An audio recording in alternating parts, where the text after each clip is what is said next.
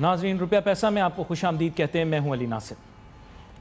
आज जिस मौजू के ऊपर हमने बात करनी है वो बहुत ही ज़्यादा अहमियत तलब है। वज़ीर आज़म इमरान खान साहब चीन के दौरे पर, और चीन जाकर खुसूसी तौर पर चूँकि उनको दावत दी गई है, वो मौसम सरमा के जो ओलंपिक्स के मुकाबले हैं उनकी जो तकरीब रौनमाई होगी उसमें शिरकत करेंगे और उनको सरकारी तौर पर दावतनामा दिया गया है इस सिलसिले में। साथ ही साथ मेरे ख्याल से वो बहुत ही अहम शख्सियात जो कि चीन की क़यादत में किरदार अदा करती हैं उनके साथ उनकी मुलाकातें भी होंगी। ज़ाहिरी बात है हमारा डेलीगेशन वहाँ पर कोशिश करेगा कि पाकिस्तान के हक़ में और पाकिस्तान के मुफाद के अंदर जो चीज़ें हैं उनको परसू करें। पाकिस्तान चीन के ताल्लुकात सच पूछिए तो हमेशा से ही अच्छे रहे हैं। कुछ इस तरह समझ लीजिए कि कभी कभार वो ताल्लुकात बहुत ज़्यादा करीबी हो जाते हैं और कभी कभार वो इंटरनेशनल डिप्लोमेटिक स्टैंडर्ड्स पर वापस चले जाते हैं। ताल्लुकात हमारे कभी भी ख़राब नहीं होते और चीन हमारा टाइम टेस्टेड फ्रेंड है।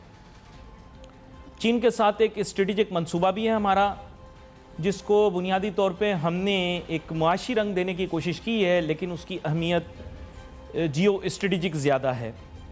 हमारे यहाँ पाकिस्तान में लोग इस चीज़ से इतने ज़्यादा वाकिफ़ नहीं हैं, लेकिन बुनियादी तौर पे जो कश्मीर का मामला है वो एक ट्राइपेट्रिएट डिस्प्यूट है, जिसमें पाकिस्तान हिंदुस्तान के दरमियान कश्मीर के ऊपर, कश्मीर की जो आप समझें कि जोग्राफियाई हकीकत है उसके ऊपर एक मुतनाज़ा स्टेंस इंडिया का है।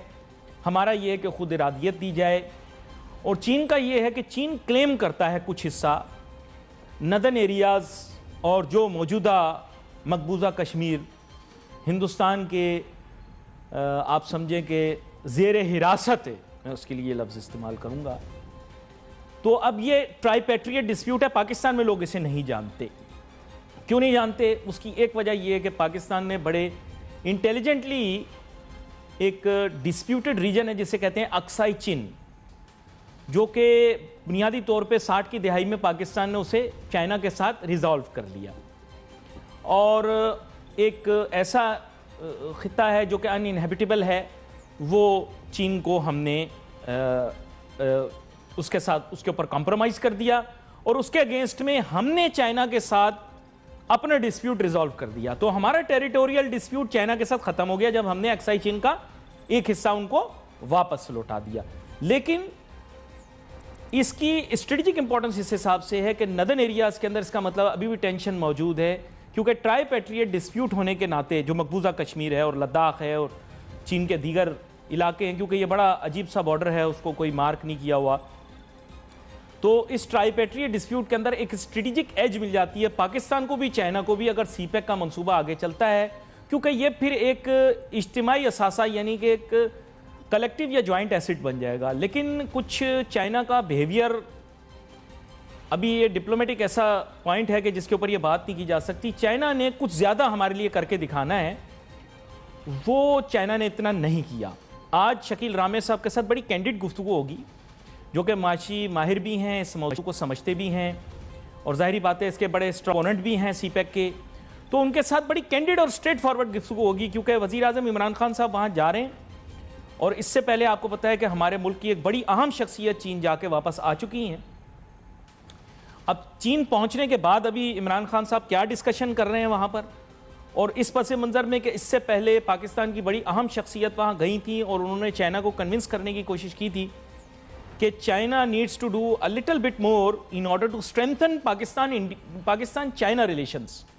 तो इस पर क्या काम करना चाहिए, मज़ीद कहाँ कहाँ गुंजाइश मौजूद है, और अब चीन पाकिस्तान के लिए क्या कर सकता है, क्योंकि पाकिस्तान ने बेसिकली चीन का रेगिस्तान है जिसको हमने एक खेत खलियान और गुलिस्तान के तौर पर शो किया है। बेसिकली ये जो उरमची का भी जो इलाका है और उसके इर्द गिर्द छिंकियांग है, ये बेसिकली चीन का रेगिस्तान है, और हमने एक सड़क बना के दी है उनको, उनके रेगिस्तान को कनेक्ट कर दिया है मेनलैंड एशिया के साथ। दरअसल फेवर हमने चाइना को किया है, हम अभी तक बच्चे बने हुए हैं, हम कह रहे हैं नहीं नहीं उन्होंने हमें, हमने चाइना को फेवर किया है, उनका ये रेगिस्तान है, इसकी कोई अहमियत नहीं है। यहाँ तरक्की की जो सतह है बहुत ही कम है शिंकियांग में, और उरमची को हमने जोड़ा है। पाकिस्तान ने एक बहुत बड़ा काम चीन को करके दिया है। अब चीन हमारे लिए क्या करेगा, वज़ीर आज़म इमरान खान साहब इस दौरे में उसे तय करेंगे। Let's take a short break.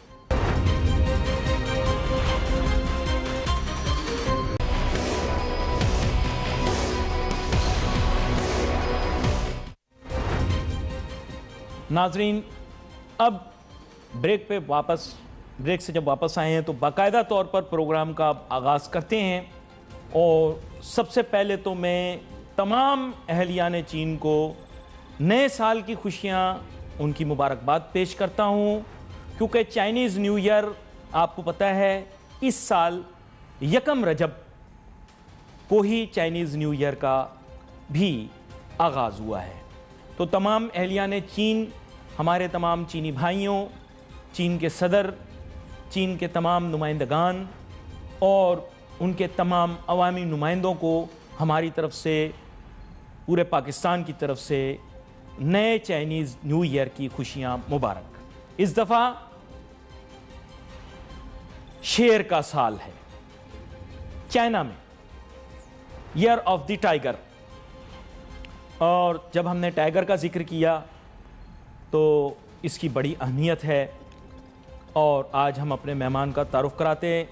Break पे जाने से पहले मैंने उनका नाम तो ले दिया था, जनाब शकील रामे साहब, जो कि मुल्क के मारूफ मईशतदान हैं, CPEC के बहुत स्ट्रॉन्ग प्रपोनेंट हैं, बड़ी गहराई से इस मामले को देखते हैं और बड़े ऐसन अंदाज में अपनी बात को पेश करते हैं।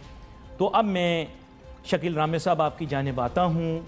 बुनियादी बात यह है कि तमहीद में मैंने इस बात का जिक्र किया कि वज़ीर आज़म इमरान खान साहब अब चीन में जाकर जिस मौजू पर निगोशिएट करें या आर्गू करें वो ये है कि अब पाकिस्तान ने ख़ुद को बहुत स्मॉल फील करवा लिया, ख़ुद को रिसीविंग एंड पे भी रख दिया, ख़ुद को ये भी एक, जिसे आप कहते हैं ना कि जैसे ऐसा तासुर दिया कि चीन ने हमारे ऊपर बहुत बड़ा एहसान किया, हम इस काबिल नहीं थे। लेकिन बात ऐसी नहीं है। हमने चीन के लिए एक बहुत बड़ा दरवाज़ा खोला है। चीन के साथ यक के बाद दीगरे बैनुल-अक़वामी सतह पर हम खड़े रहे हैं। ताइवान के मसले के ऊपर हम चीन के साथ खड़े रहे हैं। हिंदुस्तान के साथ टेरिटोरियल डिस्प्यूट के ऊपर हम चीन के साथ खड़े रहे हैं।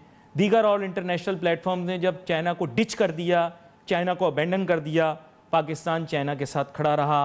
CPEC के मंसूबे की बुनियादी सड़क चीन के रेगिस्तान, शिंकियांग और लीस्ट डेवलप्ड चाइना के एरियाज़ के साथ मेनलैंड एशिया की कनेक्टिविटी पाकिस्तान ने प्रोवाइड की। वाइट ऑयल पाइपलाइन के ज़रिए चीन को तेल के ज़खायर और तवानाई के ज़खायर तक रसाई दी। हम उतरे गए गुज़रे नहीं हैं जैसे कि बहुत सारे लोगों ने पाकिस्तान में तासुर दिया। आप इस चीज़ के माहिर भी हैं और आप हमेशा से इसको विन विन सिचुएशन के तौर पर पेश करते हैं। वज़ीर आज़म इमरान खान साहब अब गए हैं वहाँ। मेरे ख्याल से अब वक्त आ गया है कि हमने तो कोई एहसान नहीं किया, लेकिन हम ये कह रहे हैं कि चीन इस वक्त पे अब ये गिव एंड टेक रिलेशनशिप के अंदर ज़रा गिव का सिलसिला शुरू करे। और जो उसने शुरू कर दिया है, मज़ीद क्या क्या ऐसी चीज़ें हैं जो कि चीन को करनी चाहिए, कौन कौन सी चीज़ें पाकिस्तान को करनी चाहिए ताकि इस ताल्लुक़ को तक़वियत मिले। जी जनाब शकील रामे साहब। शुक्रिया अली नासिर साहब। पहली बात तो ये है कि जैसे मैंने हमेशा मेंटेन किया है, ये एक विन विन है जिसमें पाकिस्तान को फ़ायदा है और इसमें चाइना को भी फ़ायदा है। दूसरी बात मैं थोड़ी सी आपसे शेयर करना चाहूँगा जी, कि हम ये बात करते हैं शिंजियांग रीजन की, ये सहरा नहीं रहा। ये अब आप उसको जाके देखें तो एक कम्प्लीटली ट्रांसफॉर्म सिटी बन चुका है, ट्रांसफॉर्म एरिया बन चुका है। और दूसरी बात यह है कि वहाँ पर ऑयल और गैस के बड़े रिजर्व्स हैं शिंजियांग में, इतने ज़्यादा रिजर्व्स हैं जो कि हमारी सोच से भी ज़्यादा है। फिर वहाँ रेयर अर्थ मेटल्स के भी बहुत से एलिमेंट्स हैं, तो ये उनका बड़ा इंपॉर्टेंट है। और फिर इसके अलावा इसकी जो बॉर्डर मिलता है शिंजियांग रीजन का, ये उज़्बेकिस्तान से भी मिलता है, ताजिकिस्तान से मिलता है और सेंट्रल एशियन स्टेट से मिलता है। ये सारी चीज़ें मद्देनजर रखते हुए हमें इसको कहने का मतलब ये था, हमने किसी पे एहसान नहीं कर रहा, कोई हम पे एहसान नहीं कर रहा, ये एक विन विन कॉपरेशन है। तो हमें इसको यानी कि डिप्लोमेटिक लैंग्वेज में जो बात कहते हैं वो सिचुएशन यही है कि विन विन है इसमें, नंबर एक। नंबर दो, अब जहाँ तक आसान को याद रखने की बात है, अभी भी आप चाइनीज से बात करें, इवन जब उनके प्रेसिडेंट शी जिनपिंग पाकिस्तान आए थे तो उन्होंने यहाँ खड़े होकर कहा था कि हमें वो वक्त याद है कि जब चाइना पाकिस्तान हमारे साथ खड़ा था, जब हमें किसी चीज़ की जरूरत थी 60s में, यानी कि उनका आइसोलेशन में थे, हमने उनको एयर कॉरिडोर दिया, we want to stand with Pakistan. अब देखिए दूसरी बात यह है कि हम कैसे CPEC से ज़्यादा बेनिफिट उठाते हैं। अब जो दूसरी स्टेज आई थी, इसको हम कहते हैं इंडस्ट्रियलाइजेशन। इसमें सारी की सारी इंडस्ट्रियलाइजेशन होनी है। यहाँ पर रियल प्रॉब्लम है, चाइनीज इन्वेस्टर्स और चाइनीज कंपनी पाकिस्तान में आना चाहती हैं। इवन नाउ जब हमारा पूरा इंफ्रास्ट्रक्चर बन चुका है, इसकी वजह से क्या कहते हैं, इसकी वजह से CPEC की वजह से अब तो बहुत सारी दूसरे ममालिक की कंपनी पाकिस्तान में आ रही हैं। आप देखते हैं जो पहले पाकिस्तान में टका नहीं लगाना चाहते थे, अब वो कहते हैं जी हम प्लांट लगाएंगे, हम मैन्युफैक्चरिंग शुरू कर रहे हैं। कभी सैमसंग कहता है, कभी वॉक्सवैगन का नंबर ऑफ, क्योंकि अब हमारे पास बेसिक इंफ्रास्ट्रक्चर बन गया। 2014-15 में बिजली नहीं मिल रही थी हमें, अब बिजली है हमारे पास जो हम इंडस्ट्री को दे सकते हैं, कनेक्टिविटी बेटर है, वाटर फंक्शनल है, आना चाहते हैं। रियल प्रॉब्लम कहाँ पर है? रियल प्रॉब्लम है हमारा ईज ऑफ डूइंग बिजनेस में। अब देखें ना कि अब पाकिस्तान में अभी भी इलेक्ट्रिसिटी कनेक्शन लेने के लिए 113 दिन लगते हैं, कंस्ट्रक्शन का परमिट लेने के लिए 125 दिन लगते हैं, रजिस्ट्री के लिए 105 दिन है, और इन्फोर्समेंट ऑफ कॉन्ट्रैक्ट के लिए 1076 दिन है। ये वो हैं जो बाई लीगल कर सकते हैं। वो जब हर चीज़ स्मूथ, जिसको हम कहते हैं ना, चल रही हो तो इतनी देर में आपको चीज़ें मिल जाएंगी, मगर आपको पता है पाकिस्तान में इतनी चीज़ स्मूथ नहीं चलती, फिर इसमें और ज़्यादा दिन लगते हैं। फिर एक चीज़, दूसरा हमारा जो कि हमने स्पेशल इकोनॉमिक जोन्स बनाए हैं, उसके मतलब हमने पॉलिसी दी थी हम सारा कुछ ही एक विंडो पे देंगे। अभी बात है एक विंडो हो रही है, उसके बाद ये चीज़ें भी सॉल्व करने की जरूरत है जिनका भी मैंने अभी जिक्र किया। ऑन टॉप ऑफ दैट हमारे पास बहुत सारे इंस्टीट्यूशन हैं जो इसमें इन्वॉल्व हैं। मतलब कभी बोर्ड ऑफ इन्वेस्टमेंट कहता है जी मेरा बेबी है, कभी फॉरेन ऑफिस वाले आ जाते हैं, कभी प्लानिंग कमीशन आ जाता है, कभी एनर्जी वाला कहता है। वो अपनी चुदहाट साबित करने के लिए लगे हुए हैं सब के सब। हालांकि चाहिए तो ये था कि इसके लिए जब CPEC अथॉरिटी बनी थी, तमाम फंक्शन जो है CPEC अथॉरिटी में आ जाते, जो आता इसमें यानी कि CPEC में इन्वेस्ट करने के लिए वो वहां जाता, उसके सारे काम वहीं होते। He doesn't need to give the take the permission, किसी और से परमिशन लो, उससे लो। CPEC अथॉरिटी के पास ये पावर होनी चाहिए थी कि वो उस पर डिसीजन कर सकते हैं। फिर हमारे प्रोविंशियल बोर्ड ऑफ इन्वेस्टमेंट्स है, फिर हमारा टैक्स सिस्टम है। आपको ये पता होना चाहिए अली नाज़ साहब के टैक्स में 35 मुख्तलिफ किस्म की एजेंसीज और डिपार्टमेंट इन्वॉल्व है, और इससे मजीद बड़ा अगर हम देखना चाहते हैं तो हमारे जो प्रोविंशियल टैक्स सिस्टम मुख्तलिफ है, मुख्तलिफ प्रोविंसेस के मुख्तलिफ है, मुख्तलिफ सूबों के मुख्तलिफ टैक्स सिस्टम में आ जाते हैं। कभी किसी कोई रिक्वायरमेंट है, कभी कोई और की रिक्वायरमेंट है। अब मुझे बताइए इतने कॉम्प्लिकेटेड सिस्टम में इन्वेस्टर कैसे इन्वेस्ट करेगा? अब अगर दुनिया की मिसाल देती है, मैं आपको समझाना बात आपसे ये शेयर करना चाहता था। आप माशाल्लाह बड़े समझदार हैं। चाइना ने, इंडिया ने स्पेशल इकोनॉमिक जोन बनाने एक टाइम पे ही शुरू किए थे। अब आप फर्क देख ले, इंडिया कहाँ खड़ा है, चाइना कहाँ खड़ा है। चाइना दुनिया की सबसे बड़ी माशियत बनने जा रहा है, इंडिया वहीं का वहीं खड़ा हुआ है। रीजन क्या थी? जब चाइना ने स्पेशल इकोनॉमिक जोन्स बनाए तो उन्हें हर किस्म की फैसिलिटी दी। उनका यहीं मिलेगा आपको सारा कुछ, आप आए इधर ही इन्वेस्टमेंट करेंगे, आपको यहीं हर फैसिलिटी मिलेगी। इंडिया में क्या था, वो हमारे जैसे थे और हैं, उन इतने इन्वॉल्वमेंट कर ली, ये डिपार्टमेंट वो डिपार्टमेंट, ये डिपार्टमेंट वो डिपार्टमेंट, वहीं के वहीं खड़े। तो ये चीज़ हम मद्देनजर रखनी है। अब देखिए हम कहने, आप बात कर रहे थे कि हमें चाइना को कहना पड़ेगा मजीद हमारी हेल्प करें या मजीद हमारे साथ ताउन बढ़ाएं। जब लास्ट टाइम हमारे प्राइम मिनिस्टर साहब गए थे तो उन्होंने कहा था कि जी हमें अपनी ट्रेड बढ़ानी है, आपके साथ हमें एक्सपोर्ट का कुशन दें, हम $15 बिलियन करना चाहते हैं। उन्होंने दिया। अब वो कितना है हमारी ट्रेड?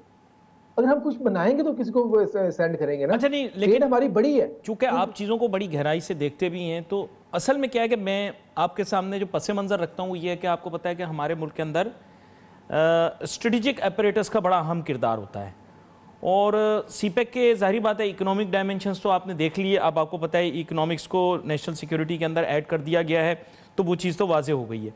लेकिन नेशनल सिक्योरिटी के और जो डायमेंशंस थे ना, उसके अंदर we were seeking more support, क्योंकि जैसे मैंने आपको कहा कि जब एक चीज़ को एक जॉइंट एसेट तस्वर किया जाता है तो फिर उसकी हिफाजत भी जॉइंटली की जाए। तो अब इशू ये है कि इन द पास्ट 2019 के अंदर हम eyeball to eyeball आ गए इंडिया के साथ, तो थोड़ा सा बड़ा कॉशियस इंटरनेशनल जो कम्युनिटी है उसका स्टांस था। वहाँ पर चाइना का भी खाली जो था वो वोकल या आप समझे कि सिर्फ रेटोरिक तक महदूद था, तो पाकिस्तानी अवाम ऐसा तासुर ले रही थी कि you know they will act in such a way to protect and defend us, just like United States अपने एलाइज को प्रोटेक्ट या डिफेंड करने के लिए। ये सर क्लियर कट बात है ना। देखें आज यूक्रेन का मामला आ रहा है, कोई उनके मामू जान की रियासत तो नहीं है, लेकिन अमेरिका इतना ज्यादा रिएक्ट कर रहा है, तो हम शायद एक्सपेक्ट कर रहे थे कि जैसे माजी में अमेरिका जो है वो कूद के बचाने के लिए अपने एलाइज को आ जाता है, यहाँ पर कुछ होता। अब ये अवाम को तो नहीं पता, लेकिन जाहिर बात है इस्लामाबाद और उसके गिरदो नवा में ऐसा महसूस किया गया कि यार हम स्ट्रेटेजिक पार्टनर हैं, और वो रिएक्शन हमें नहीं मिला। मेरा ऐसा ख्याल है। आगे आपकी अपनी राय है जी। देखिए बात ये है, जो अमेरिका किसी को बचाने आता मरवा के ही जाता है, चाहे वो जिस मुल्क में भी देख ले, उसको जाने कि वो किस में गया। और चाइना हमेशा पाकिस्तान के साथ खड़ा हुआ है, वो बातों पे यकीन नहीं रखता। मतलब 65 की वॉर देख लें, आप 71 की देख लें, या कश्मीर को जाने के सलामती कौंसिल में लेके जाना देख लें, या अभी तक उसके साथ खड़ा है। चाइना कंक्रीट एक्शंस पे यकीन रखता है। इवन वो देखे ना कि वो तो उस पर भी शिंजियांग पे इतना कुछ कहते हैं, वो उसको भी तो धमकियां नहीं लगाता। वो कहता है ये हमारा वो बड़ा ना, यानी कि एक और तरह का मुल्क है, वो धमकियां नहीं लगाता, जब जरूरत पड़ती है फिर होता है। दूसरी चीज स्ट्रेटेजिक की जब हम बात करें, चाइना का जो पाकिस्तान का रिलेशन है स्ट्रेटेजिक में, वो पूरे वेस्ट से डिफरेंट है। अब वेस्ट ने जब भी हमें कोई चीज दी या दी, वो उसमें हमारी डिपेंडेंसी क्रिएट की। मतलब F-16 दिया, पुर्जे नहीं दिए, वो दिया, उसके पुर्जे नहीं दिए, बनाने की परमिशन नहीं दी, ये नहीं करना वो नहीं करना। अब इसके अगेंस्ट चाइना को देखें, चाइना ने पहले हमारी हैवी मैकेनिकल कम्प्लेक्स बनाया, जिसकी बेसिस पे आज हम अपने बहुत सारे वेपन बनाने में सेल्फ सफिशिएंट है। फिर उसका देखें, हमारा उसको फॉर्ज फैक्ट्रीज बनाई, एरोनॉटिकल कम्प्लेक्स देख लें आप, F-17 देखें, वो हमारी मेजर क्या कहते हैं कि हमारी वो एक्सपोर्ट प्रोडक्ट बनती जा रही है। चाइना जो कि इसका पॉइंट ऑफ व्यू होता है, ये नहीं कहता कि ये आपको आर्ट ऑफ फिशिंग सिखाता है, खुद इन्हिसारी। अब इस चीज को अगर देखें हमारा, तो इसमें हमने सिविल न्यूक्लियर कॉर्पोरेशन देख लें, वो दुनिया के लिए एक मिसाल है। मतलब बहुत सारी मिसालें हैं। लेकिन देखिए शकील रामे साहब, हम अब निगोशिएट करेंगे ना। अब हमारे वजीर आजम इमरान खान साहब चीन तशरीफ लेकर गए हैं, उनके सरकारी दावतनामे पर गए हैं। जाहिर बात है मामला तो आपको पता है कि मौसम सरमा की ओलंपिक्स का है, लेकिन साइडलाइंस या उसके अलावा भी उनकी कुछ ऑफिशियल एंगेजमेंट्स होंगी। मैं तो एज अ चाइनीज तो नहीं सोचूंगा, मैं तो एज अ पाकिस्तानी सोचूंगा, और मैं अपने वजीर आजम के पर्सपेक्टिव में सोचूंगा। जाहिर बात है वजीर आजम इमरान खान से पहले एक और बड़ी मोतबर शख्सियत पाकिस्तान की वहाँ तशरीफ़ लेकर गई, लेकिन वो इतने ज़्यादा मुतमईन शायद वापस नहीं आए। और ये चीज़ खैर आप भी जानते हैं, मैं भी जानता हूँ। और लेकिन यह कि अब चाइना कहना तो लेकिन चाहिए, लेकिन will have to do something for us in order to pursue a more strong relationship in the future. यहाँ पर एक छोटी सी ब्रेक लेते हैं, वापस आते हैं, अपनी गुफ्तगू को जारी रखें।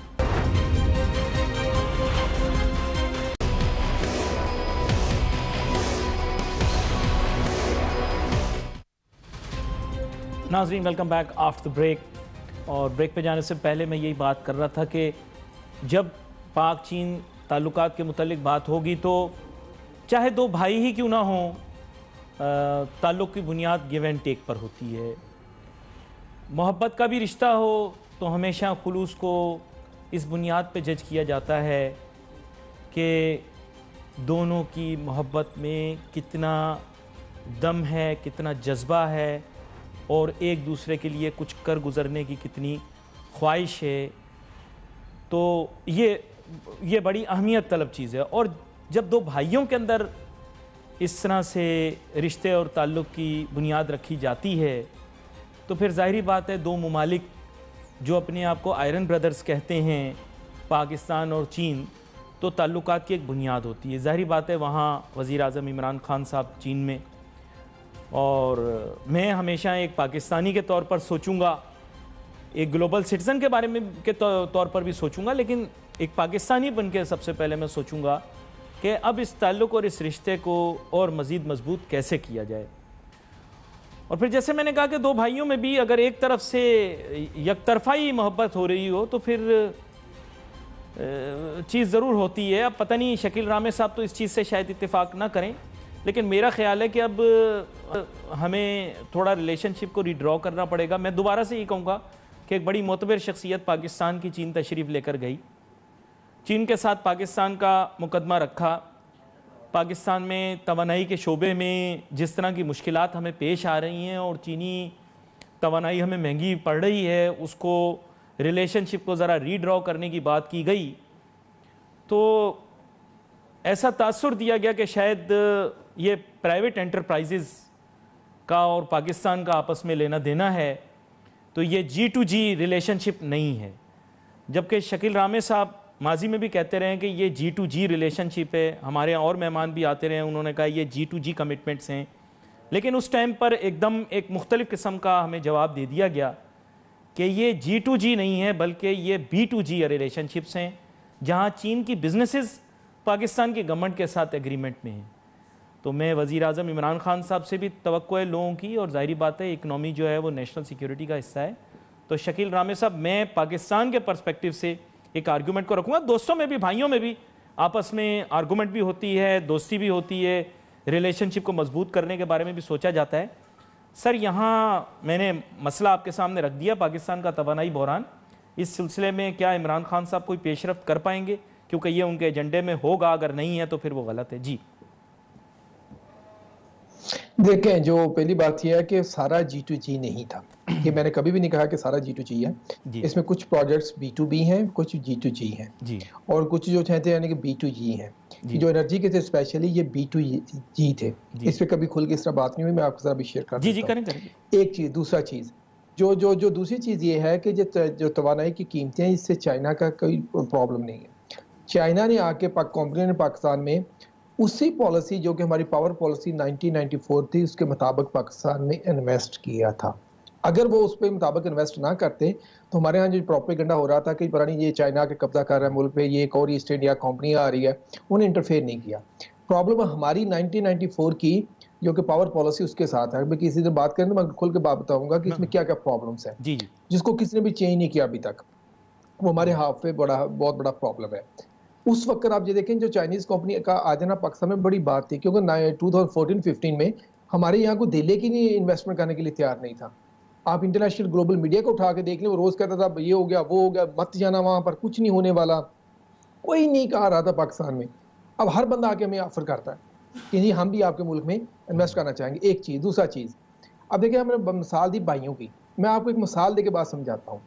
मेरा बड़ा भाई है, वो मुझे तरफ देखता है, वो कहता है ना मेरी यानी कि फाइनेंशियल हालत ठीक नहीं है। वो मुझे गाड़ी लेके देता है, कहता है इसको ना आप इस पे चलाएं रेंट पे, इससे बिजनेस करें, इससे कमाएं, हाँ अपने घर वालों को भी खिलाएं और जो बचेगा मुझे भी दे दिया करना। मैं क्या करता हूँ, मैं सारा साल वो गाड़ी जो अपने जाती इस्तेमाल में रखता हूँ रेंट पे चलाता ही नहीं। अब मुझे बताएं मेरे बड़े भाई का कसूर है कि मेरा कसूर है? अब हमारे पास जब सी पैक के इंडस्ट्रियलाइजेशन का सारा प्रोसेस स्टार्ट होना था, उसमें हमने एक दो चीजें और चाइना के सामने रखी। हमने कहा जी हमारे पास social development specially skill development नहीं है ज्यादा। उन्होंने हमें 1.1 बिलियन यूएस डॉलर दिया स्किल डेवलपमेंट के लिए। ये लोन नहीं है, ये ग्रांट है कि आप स्किल डेवलपमेंट करें, आप दूसरा काम करें सारा कुछ। फिर हमने कहा जी एग्रीकल्चर, उन्होंने कहा जी हम एग्रीकल्चर आपके साथ करने के लिए तैयार हैं। उन्होंने कहा जी हम ये करते हैं कि आप एक एरिया डिमार्क करें जिसको हम फुट मोट डिजीज फ्री करेंगे। वहां पर अभी तक हम वो एरिया नहीं डिमार्क कर सके। अब इस तरह दूसरी मैं आपको बहुत सारे मसाले दे सकता हूँ। बात यह है कि हमारा जब तक बिजनेस एनवायरनमेंट सेटल नहीं होगा, हमारा कोई मुल्क आके हेल्प नहीं कर सकता। एक चीज, दूसरी चीज, हम एक इंडिपेंडेंट मुल्क है, सवरन मुल्क है। अगर हम कहते हैं ना कि हमने चाइना के लिए बहुत किया, वो पास था। अभी जो प्रेजेंट है इसमें चाइना हमारे लिए बहुत कुछ कर रहा है। आप देखें ना कि हमारे जो दोस्त हैं वो उनकी तो डूम और की गर्दान ही खत्म नहीं होती अभी तक भी। डूम और FATF क्या चाइना लेके आया हमारे लिए? हमारे दोस्त लेके आए जो हमारे सो कॉल, जिनके लिए हमने टेररिज्म की वार लड़ी, हमने 70,000 लोग मरवा लिए, हमने 120 बिलियन डॉलर का नुकसान करवा लिया, हमारा रोड इंफ्रास्ट्रक्चर तबाह हो गया नेटो को सप्लाई लाइन देने की वजह से। वो लेके आए। चाइना तो वहाँ हेल्प कर रहा है हमें कि हमारे FATF का ना लगे इशू हमारे पे। जहाँ उसकी बात करें, हमारे जब हमसे सऊदी अरब ने पैसे मांगे तो किस मुल्क ने हमें पैसे दिए कि हम उनको कर्ज वापस कर सकें? चाइना ने दिए। अभी भी चाइना हमारी हेल्प कर रहा है। बात वहां पे आती है अली नासर भाई साहब, बेशक सके भाई है जो भी हो, आपको हाथ हिलाना पड़ता है। अगर आप हाथ नहीं हिला सकते तो आपके मुंह में नवाला कोई डालने नहीं आता है। अगर वो नवाला डालने आएगा तो फिर आप कहेंगे कि हमारे मुल्क में कब्जा हो गया। अब हमें रेड लाइन ड्रा करनी है कि वो देखें, वो जो हमें पीछे पुश चाहिए, रिसोर्सेज चाहिए इंडस्ट्रियलाइजेशन के लिए, मिल रहे हैं। इवन चाइना ने हमारे पास साइंस एंड टेक्नोलॉजी के जो माहदे किए हैं, मैं आपको हवावे कंपनी की मिसाल देता हूँ। उसने पाकिस्तान की 15 यूनिवर्सिटी में डिफरेंट सेंटर कैंप किए हैं स्किल डेवलपमेंट की टेक्नोलॉजी में, 5G, आर्टिफिशियल इंटेलिजेंस, किस तरह की वो ट्रेनिंग्स देते हैं। इसी तरह उनके दूसरे भी दे रहे हैं। अब मसला ये कि हम कहाँ खड़े हैं। हमें इमीडिएटली जो बात करनी है ना, आप सिर्फ चाइनीज इन्वेस्टर से बात ना करें, आप उसी दुनिया मालिक से भी बात करें, पाकिस्तानी इन्वेस्टर से बात करें। वो एक चीज होता है, वो कहते हैं business ease of doing business क्या है, कि हम कैसे इसमें सर्वाइव करें। अब जब आपने स्पेशल इकोनॉमिक जोन्स बना दिए, आप तो चाहिए ये था कि ये सीपैक अथॉरिटी के नीचे आते और सीपैक अथॉरिटी के पास ही साइनिंग अथॉरिटी होती, जो जाए वहां से अप्लाई करे, वो टाइम दीजिए, हम 10 दिन में 15 दिन में आपको बता देंगे ये प्रोजेक्ट हो सकता है कि नहीं हो सकता। अगर नहीं हो सकता तो रीजन बता देंगे, इस वजह से नहीं हो सकता, आप चीजें जान के चेंज करके लाएं। अगर हो सकता है तो हमको बता देंगे, अब शुरू कर लें। हमारा वहीं के वहीं खड़े हुए हैं। तो आप देखें ना, मैं आपको एक मजे की और बात बताऊं, मैं टैक्सेशन की बात कर रहा था। कितने किस्म, 70 किस्म के टैक्सेस हमने पे करने होते हैं।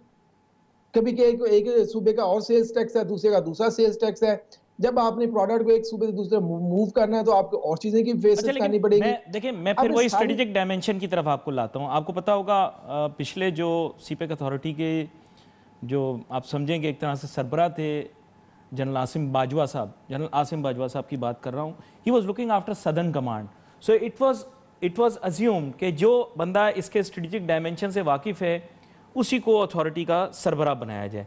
सो वी हैव टू अंडरस्टैंड कि इसका स्ट्रेटेजिक डायमेंशन जो है it surpasses the economic dimension. देखिए सर, हमको अंडरस्टैंड करना है कि basically I don't agree. This is economic initiative. this was his primary qualification, na sir? His primary qualification was that he was looking after the place as a corridor. जी, 1 minute मैं आपको बताता हूँ जी, देखें, जो है ना स्ट्रेटेजिक, इसको जो कन्वर्ट कर रहा है वो वेस्ट कर रहा है। वो कहता है जो स्ट्रेटेजिक है। स्ट्रेटेजिक क्यों कहता है वो? इसलिए कि किसी भी स्ट्रेटेजिक इनिशिएटिव को आप बड़ी जल्दी उसको क्या कहते हैं, कंट्रोवर्शियल कर सकते हैं। स्ट्रेटेजिक किसी ना किसी के खिलाफ होता है। हमारा किसी के खिलाफ नहीं। इकोनॉमिक डेवलपमेंट किसके क्या खिलाफ होगी? हाँ, सिक्योरिटी और चीज है। आप देखें जब इंटरनेशनल लाइंस चलती हैं ट्रेड की, तो जब पायरेट्स का इशू हुआ था इथियोपिया सोमालिया का, तो पूरी दुनिया ने अपनी नेवी भेजी थी। क्या वो इंटरनेशनल ट्रेड स्ट्रेटेजिक इशू है? वो इकोनॉमिक इशू है, बट उसकी सिक्योरिटी इंश्योर करना और इशू है। और जो इसकी सिक्योरिटी है वो हमने इंश्योर करनी है। अब देखिए हम जो वॉर ऑन टेरर लड़ रहे हैं, कितने मुश्किल से लड़ रहे हैं। हमारे जो हमसाया जो ममालिक हैं वो हमारे पीछे पड़े हुए हैं। हमारे ग्लोबल फ्रेंड है जिनको हमने हेल्प आउट किया, बजाय इसके वो हमारी यानी कि इश्यूज को कहते हैं कि नहीं आप ठीक कहते हैं, वो हमारे खिलाफ हो जाते हैं। अब देखें सबसे बड़ी मिसाल कश्मीर की है। आपको नजर नहीं आता कि उन्होंने हमारा यानी कि एक ह्यूमैनिटेरियन क्राइसिस को मद्देनजर नहीं रखा। कितने सालों से उस पर कर्फ्यू लगा हुआ है।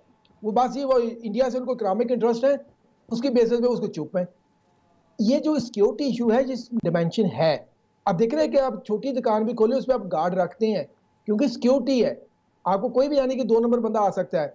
हम तो एक बड़े देख रहे हैं हमारे यहाँ पर लेकिन change in leadership of CPEC authority ने ये सिग्नल किया है कि फ्रॉम स्ट्रेटेजिक डायमेंशन हम इकोनॉमिक डायमेंशन की तरफ जा रहे हैं। देखें ना, जो अंडरस्टैंडिंग क्रिएट हुई है अवाम के अंदर, वो ये ऐसा कुछ नहीं है। ये देखें जो थी ना जनरल बाजवा साहब, उन्होंने बड़े अच्छे तरीके से बातों को लेके चल रहे थे। जब हम ये देखते हैं कि उनके मतलब जो था उन्होंने वो कर रहे थे उस वक्त रिपोर्ट, आप देखें सी पैक के जो प्रोडक्ट्स थे बड़े अच्छे चल रहे थे। जैसे ही यानी कि बाजवा साहब चेंज हुए हैं, आपको कुछ चीजें नजर आएंगी कि उसमें वो बहुत सारी चीजें चेंज हुई हैं। अब वो स्लो डाउन क्यों हुआ? क्योंकि जो एक आपने रियल इम्प्यूटस चाहिए था ना पीछे, वो हमें नजर नहीं आ रहा। अब हमें रियल इम्प्यूटस चाहिए पीछे कि जिसकी बात सब लोग सुने। अब ये बात यह है कि देखें अब एक जनरल बाजवा साहब जो थे, उनके पर्सनल कनेक्शंस बहुत थे, वो पर्सनल कनेक्शंस पे चीजें चला लेते थे। अब जो क्या है, इन साहब को बहुत कम लोग जानते हैं। हमें जहां पर जो कि कहते हैं सीपैक अथॉरिटी को एक मॉनिटरिंग ऑर्गेनाइजेशन से ज्यादा हमें इसको एक पावरफुल ऑर्गन बनाना है जो कि हमारे मसाइल को डिसीजन ले सके और उस पर अमल दरामद करवा सके। इस तरह बातें नहीं चलेंगी। बड़ी अहम बात हो रही है, लेकिन यहाँ पर गुफ्तगू ख़त्म नहीं होगी। आगे आने वाले दिनों के अंदर भी आपको दोबारा से मदऊ करेंगे। पर यह कि फूड फॉर थॉट है, हमेशा एज ए पाकिस्तानी हम लोग सोचते हैं।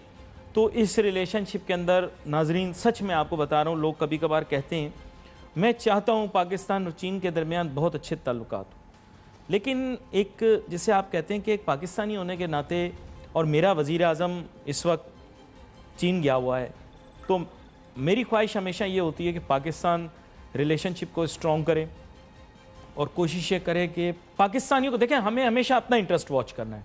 बुरा ना मानिएगा, अगर पाकिस्तान चीन के ताल्लुकात भी हैं तो मुझे चीन के इंटरेस्ट से ज़्यादा, माजरत के साथ, मुझे मेरे पाकिस्तान के इंटरेस्ट ज़्यादा प्यारे हैं।